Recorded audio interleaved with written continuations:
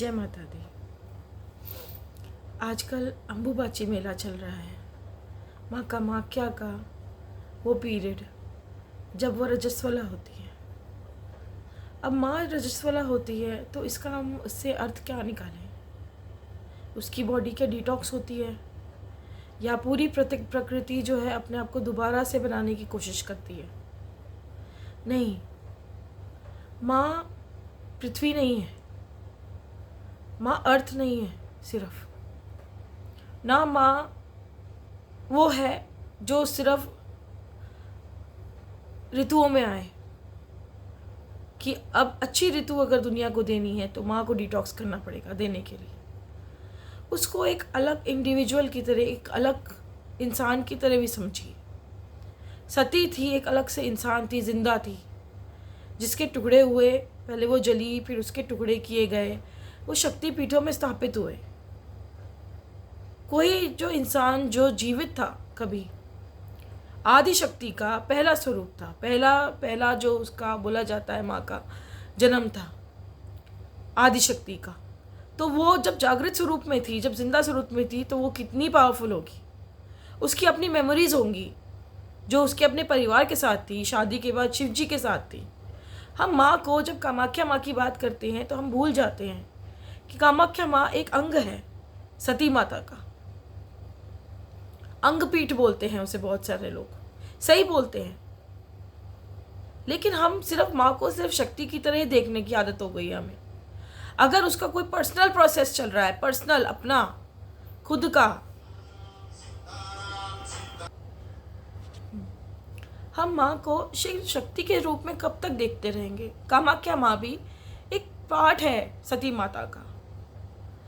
जो रजस्वला होता है उसकी दिक्कत ये है कि वो बहुत तेज है, उसके अंदर वो पूरी प्रकृति का, पूरे ब्रह्मांडों का एक केंद्र है जहाँ से सब निकला है। पर क्या हम भूल जाते हैं कि वो एक स्वरूप में भी आई थी, एक इंसान के स्वरूप में भी आई थी। उसके भी रिश्ते थे, उसकी भी पीड़ा थी, उसकी मेमोरीज है, मेमोरीज। कामाख्या कामरूप में ही योनि पीठ क्यों गिरा माँ का? क्योंकि कामरूप में ही माँ ने क्रीड़ा की थी शिव जी के साथ में, शादी के बाद में। उसकी मेमोरीज थी माँ की, कामाख्या माँ की भी वो मेमोरीज है। हम ये 3 दिन का भी माँ का जो उत्सव मना रहे हैं रजस्वला होने का, मानती हूँ मैं, ठीक है, कि ये बहुत शुभ पीरियड है, बहुत शक्तिशाली पीरियड है, पर अपनी भी कोई पर्सनल स्पेस होती है। हर इंसान की हक है कि हर इंसान का क्या, हर किसी का हक है, चाहे वो शक्ति हो, कि उसे उस 3 दिन अकेला छोड़ दिया जाए। माँ को छोड़ देते हम अकेले। इतनी शर्म है हमारे अंदर कि हम अभी सामने बैठ के नहीं देखते। 3 दिन माँ के द्वार बंद कर दिए जाते हैं, शायद इसलिए भी कि वो इतनी जागृत, इतनी पावरफुल हो जाती कि इंसान सहन नहीं कर सकता। वरना शायद हम 3 दिन बंद भी ना करें द्वार मंदिर के। जो हम 3 दिन द्वार बंद कर देते हैं, लेकिन बाहर बैठ के ही, ठीक है, अगर आप इस मानसिकता से बाहर बैठे हो कि माँ तू पीड़ा में है, हम तेरा नाम ही लेके तेरी पीड़ा ही दूर करने के लिए बैठेंगे, हम तेरा पीड़ा शेयर करने के लिए बैठेंगे, तो उसे अलग तरह से लगेगा, वो अलग तरह से वो चीज़ मिलेगी, उसको एनर्जी मिलेगी। लेकिन हम फिर वही सिद्धि सिद्धि सिद्धि सिद्धि मिल जाए, शक्तियाँ मिल जाए, ये मिल जाए, वो मिल जाए, मैं पार हो जाऊं, मुझे मोक्ष मिल जाए। 3 दिन तो छोड़ दो उसको अकेला, 3 दिन नहीं छोड़ते।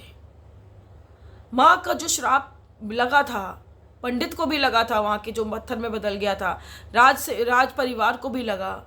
वो क्यों लगा? क्योंकि उनको इतना समझ नहीं आया कि एक औरत है, वो फिर भी माँ भी पहली औरत है, बोलो, जननी है। वो अपने लिए डांस कर रही थी, उस पुजारी पे विश्वास करके, उसकी घंटी के आवाज़ पे, जिसको वो बहुत प्रेम करती थी, अपना मानती थी कि ये तो मेरा है, मेरा भक्त है। माँ को उसके सारे भक्तों ने धोखा दिया है। नरकासुर हो, वो पुजारी हो, पुजारी क्या नहीं मना कर सकता था राजा को कि मर जाऊंगा लेकिन माँ के ऐसे दर्शन नहीं करने दूंगा बिना माँ की परमिशन के? वो कैसी अवस्था में कैसे होके डांस कर रही है? तो हम क्या भूल जाते हैं जब भी हम माँ के बारे में सोचते हैं? एक तरफ हम बोलते हैं माँ, और दूसरी तरफ हम भूल जाते हैं कि वो माँ का मतलब क्या है, कि जिसका शरीर है, उसकी योनि अगर इतनी जागृत है कि हर साल उसको रजस्वला होती है वो, तो शरीर भी होगा ना। सब तांत्रिकों को, लोगों को भी बहुत पता है कि सारे 51 शक्तिपीठ की एनर्जी एक जगह आके इसी टाइम पे मिलती है माँ के पास, कामाख्या के पास। क्यों? हमने क्या इंसान के स्वरूप में समझना शुरू किया कि क्यों आती है सारे खींच के? क्योंकि वो इस समय सिर्फ रजस्वला होने की पीड़ा से नहीं गुजरती, वो इस भी दुख से गुजरती है कि वो जब सती के स्वरूप में थी तब उसने जो सपने देखे थे शिव जी के साथ, अपना परिवार बनाने के, बच्चों के, अपने खुद के, वो सब खत्म हो गए और उसको खंड खंड कर दिया गया। पूरा शरीर उसका बोलता है, रोता है, फिर दोबारा से रोता है कि मेरा ये साल भी यहीं गया, ऐसे ही गया, सबको सर्व करते हुए, सबकी सिद्धियां देते हुए, सबको शक्तियां देते हुए, सबको बांटते हुए कुछ ना कुछ। क्या हम सोचते हैं 2 मिनट भी कि उसको ये पीड़ा हो सकती है? क्योंकि माँ की योनि में वो मेमोरी है, क्योंकि वो सती की थी योनि, उसके शरीर से जुड़ी थी, उसके हार्ट से जुड़ी थी, उसके दिमाग से जुड़ी थी, जैसे आपकी खुद की बहन बेटियों की है। हमें 2 मिनट नहीं लगता ना माँ के परिसर से बाहर जो गंदे तंत्र मंत्र, जो गंदी साधनाएं करते हैं, गंदे तरीके से करते हैं, जो कि उसे श्राप दिया था वशिष्ठ ने कि अब तेरी ये कामाख्या में पूजा ऐसे ही होगी, वामाचार से होगी पूजा। क्या हमने माँ से पूछा, माँ तेरे को वो पद्धति मंजूर है कि नहीं है, या तुझे अंदर से कैसा फील होता है जब हम ऐसे उसमें चलते हैं? हमने पूछा माँ से? नहीं पूछा। अभी भी आज 25 तारीख की रात्रि है, अभी भी सब लगे पड़े होंगे अपनी सिद्धि के लिए, जोड़ लगा रहे होंगे पूरे। कल सुबह तक, जब तक माँ रजस्वला के स्वरूप में से बाहर ना आ जाए, तब तक हम जोर लगा दें पूरा, कैसे भी करके, पंच मकार करके, कैसे भी करके बस हम कर लें, सिद्धि कर लें। क्या पा लेंगे ऐसी सिद्धि से? पिशाच की योनि मिलेगी, गंदी योनियां ही मिलेगी, क्योंकि अंदर प्योरिटी नहीं है, अंदर गंदगी है। हम किसी भी चीज़ को प्रैक्टिस करने से पहले सोचते नहीं है सही गलत है कि नहीं है। उस देवी को का असली स्वरूप क्या है? वो भगवती है। भगवती का स्वरूप क्या होता है? आज अगर जितने भी लोग इसको देखें, और गुप्त नवरात्रि में भी जो लिखें, जो आने वाले हैं, उसमें भी जो लोग इस वीडियो को देखें, मैं उनसे यही प्रार्थना करूंगी कि थोड़ा सा समय इस बात पे भी गौर करिए कि जिन शक्तिपीठों पे जाके आप छूते हैं वो किसी का अंग है, किसी के शरीर का अंग था। शिव के भक्त हो अगर आप, तो उसकी पत्नी का अंग था, है, अभी भी जागृत है, उसकी शांति के लिए भी सोचो। अगर गणेश के भक्त हो तो उसकी माँ, गणेश की माँ का अंग है वो, तो गणेश के लिए कितना मायने रखता होगा वो। और देवी के भक्त हो तो माँ को हम कैसे देखते हैं? बोलते हैं सिर्फ माँ, या वो सच में माँ है हमारी?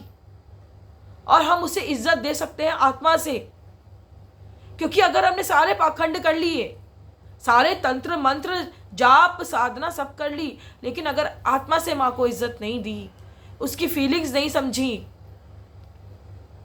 या उससे पूछा भी नहीं कि चल मैं लायक हूँ नहीं हूँ, तू बताने की कोशिश कर, मैं समझने की कोशिश करूँगा, ये समझने की कोशिश करूँगी, तो सब बेकार है। जितने भी खड़े होके तप कर लो, उल्टे लटक के तप कर लो, जाप कर लो, सब बेकार है। अगर सिर्फ अल्टीमेटली अपने बारे में ही सोचा कि मुझे शक्ति से क्या मिलेगा, तो तुम माँ की नहीं शक्ति की कर रहे हो, और शक्ति कभी भी पटक सकती है। फिर माँ बोलना मत कि माँ ने क्यों पटक दिया मुझे, या माँ ने मुझे छोड़ क्यों दिया, या माँ ने मुझे साथ नहीं दिया, क्योंकि माँ की तरह तो हमने देखा नहीं ना उसको। शक्ति को साध रहे हो ना अपने बल से, अपने तप से, तो फिर तैयार रहो कि वो कब पटक दे। अगर माँ बोलते हैं तो माँ के इमोशन को समझना भी पड़ेगा, कब उसे पीड़ा होती है, किस बात की पीड़ा होती है, क्या चाहती है वो। अंबुबाची मेला सिर्फ शक्ति के चरम सीमा पहुंचने का नहीं है, कि सब बहुत लालची होके टूट पड़े उस पर। वो माँ के दुख का पीरियड है कि एक जन्म उसका व्यर्थ चला गया, उसको माँ बनने का सुख नहीं मिला। उस कामाख्या को जो सबकी डिजायर पूरी करती है,